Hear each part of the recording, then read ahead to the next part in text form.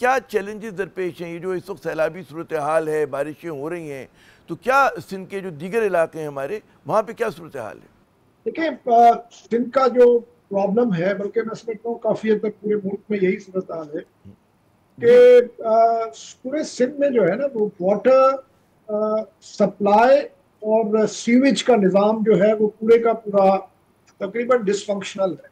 हम्म। मैं आपको अगर फिगर्स दूं तो शायद ये और इसको मैं बेहतर तौर पे समझा सकूं। मसलन पूरे सिंध में जो है तकरीबन कराची अगर आप उसमें भी शामिल ना करें तो तकरीबन 2200 के करीब रूरल वाटर सप्लाई और सीवेज स्कीम्स है, अच्छा। जिसमें तकरीबन कोई 2000 के करीब जो है वो डिसफंक्शनल है। हम्म। तो यानी पूरे सिंध में जो सैनिटेशन का निज़ाम है वो बिल्कुल कंप्लीटली डिसफंक्शनल है। और जितनी भी सैनिटेशन, जितने भी एफ्लुएंट है, चाहे वो म्युनिसिपल का हो, चाहे हम्म। वो इंडस्ट्री का हो, चाहे वो इवन आपके हॉस्पिटल्स का जो एफ्लुएंट है, हम्म। जो फुजला होता है, वो डायरेक्टली छोटे बड़े नहरों, दरियाओं और आप जो झीलें हैं उसमें गिराया जाता है। हम्म। क्योंकि वैसे ही वहां पे नॉर्मल कंडीशंस में ही सैनिटेशन का कोई निजाम नहीं है। चाहे सक्खर जैसा शहर, मैं आपको बताऊं, हैदराबाद जैसा शहर, हैदराबाद में कोई 6 के करीब सीवेज ट्रीटमेंट प्लांट्स थे। जब हमने वाटर कमीशन बनवाई थी तो उसमें 6 में से हमने 4 सीवेज ट्रीटमेंट प्लांट्स को फंक्शनल करवाया था। जी। लेकिन अब जो मुझको इतलात है कि उसमें शायद एक भी इस वक्त फंक्शनल नहीं है। यही हालत सक्खर की भी है। तो पानी पीने का भी जरिया वही है और आपका जो एफ्लुएंट्स सीवरेज का का जो भी वही है। एफ्लुएंट फेंकने का अच्छा, आपने वही है। तो अब फरमाया कि सबसे बड़ा पूरा निज़ाम डिसफंक्शनल है।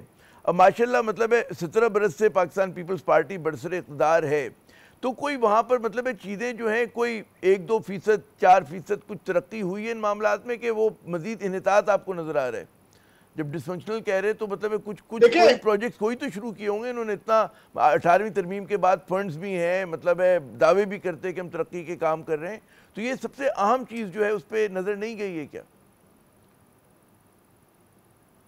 देखिए, जो सिंध का जो इन मामलात में जो एक्सपर्ट डिपार्टमेंट है वो है पब्लिक हेल्थ जी। And engineering department. हम्म। और उसका ही काम है, क्योंकि उनके पास ही एक एक्सपर्टीज भी है और रिसोर्सेज भी होते हैं। तो जो सबसे बड़ा मज़ा का खेज यहाँ का जो गवर्नेंस का फेल्योर है कि इन्होंने public health and engineering department को तो बिल्कुल उन्होंने एक तरह से इग्नोर कर दिया है। और ये सारे जो फंक्शंस हैं वाटर सप्लाई का, सैनिटेशन का, ये इन्होंने म्युनिसिपल्स को दे दिया है। हम्म। क्योंकि जाहिर है उसमें पैसे मिलते हैं, उसमें फंड्स होते हैं, तो वो यही तरीका है खाने का। हम्म। तो अब म्युनिसिपल्स के पास आपने ये इतना इंपॉर्टेंट काम दे दिया छोटे बड़े शहरों का, लेकिन उनके पास तो एक्सपर्टीज नहीं है। तो आप सक्खर जैसे शहर में भी आप जाएंगे तो सक्खर का जो वाटर फिल्टर प्लांट है वो पिछले 25 सालों से बंद पड़ा हुआ है। और कराची सक्खर की भी आप यही हालत, आप किसी से भी पूछ लें, वहां पे भी ट्रीटमेंट, जो एफ्लुएंट ट्रीटमेंट है वो होती ही नहीं है। और डायरेक्टली दरिया सिंध में वो जो है सारे शहर का जो सैनिटेशन, जो सीवेज है, वो वहीं फेंकी जाती है। अप स्ट्रीम फेंकते हैं, डाउन स्ट्रीम उधर से ही फिर पानी सप्लाई होता है सक्खर को। तो अब आपने जो इदारे जिनका काम है उनको आपने इस्तेमाल ही नहीं की, बल्कि वो इस्तेमाल, हमने जब कमीशन बनवाई तो वो हमने पब्लिक हेल्थ को दोबारा एक्टिवेट करवाया। उसमें 1300 के करीब मजीद इंजीनियर्स जो है वो एडॉक बेसिस पे भर्ती करवाए, हाँ। ताकि यही डिपार्टमेंट है जो पूरे सिंध का जो वाटर एंड सीवेज का निज़ाम जो है, इसके अलावा भी उनके काम होते हैं। तो मेन काम जो है इनका वो यही था और यही कर सकते थे। लेकिन जैसे ही कमीशन खत्म की, गुलजार साहब की मेहरबानी से जब कमीशन खत्म हो गई, और पता नहीं क्यों खत्म हुई, क्योंकि तकरीबन को 600 के करीब स्कीम्स जो है वो पाइपलाइन में थी। 100 बिलियन रुपीस जो है वो बजट में रखा रखा गया था। तकरीबन 20 बिलियन तो रिलीज हो चुके थे। बेतहाशा काम हो रहा था कराची में, पूरे सिंध में। तो गुलजार साहब ने 15 सेकंड में ऑर्डर करके वो कमीशन खत्म कर दिया। और आज तक नहीं पता मुझको कि कमीशन जो 3 साल का जो इतना जबरदस्त काम हुआ था, पहले फैक्ट फाइंडिंग कमीशन बनी, जस्टिस इकबाल कलोड़ो साहब ने उस पर बड़ा काम किया, उसके बाद हानी साहब ने उसको इम्प्लीमेंटेशन जो है कमीशन बनी, हानी जस्टिस हानी मुस्लिम साहब उसके हेड थे, और दिन रात काम होता रहा। वो सारे का सारा जितना काम हुआ था वो यही था कि कराची में 3 जो है सीवेज जो ट्रीटमेंट प्लांट्स थे, तीनों बंद पड़े थे, TP1, TP2, TP3, हाँ। जिसमें से एक हमने जो है TP3 मारीपुर वाला चलवाया था, और TP जो है 1 पे काम हो रहा था। TP2 आपको पता है जो महमूदाबाद वाला है, उस पर तो कब्जा हो गया था, वो तो वैसे ही डिसफंक्शनल था। तो पूरी कराची का तकरीबन 50 करोड़ गैलन जो अनट्रीटेड जो फुजला है एफ्लुएंट, वो समंदर में फेंक डायरेक्ट रहे हैं आप। गिरता है समंदर में।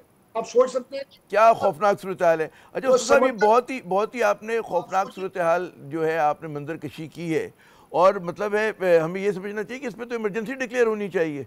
तो आज हमने इस मौजू पे कोई ज़्यादा हम गुफ्तगू नहीं कर सके क्योंकि हमारे पास वक्त की किल्लत है। यकीनन ये इतना अहम मौजू है कि पूरे अलग प्रोग्राम का मुतकाज़ी है, और हम यकीनन इस पर ज़्यादा डिटेल रिसर्च के साथ शाहब उस्तो साहब ही को जहमत देंगे कि मज़ीद इसके ऊपर हमसे बात करें। शाहब साहब बहुत बहुत शुक्रिया, आपने अपना कीमती वक्त दिया। ये ऐसा आपने तकलीफ दे मौजू छेड़ा है, और मैं समझता हूँ कि इतनी ख़तरनाक बातें बताई हैं कि जहाँ से लोग पानी पीते हैं उसी में फुजला भी जा रहा है। तो ये तो अलग प्रोग्राम का मुतकाज़ी है, और इस मामले में तो बिल्कुल एक इमरजेंसी डिक्लेयर हो जानी चाहिए।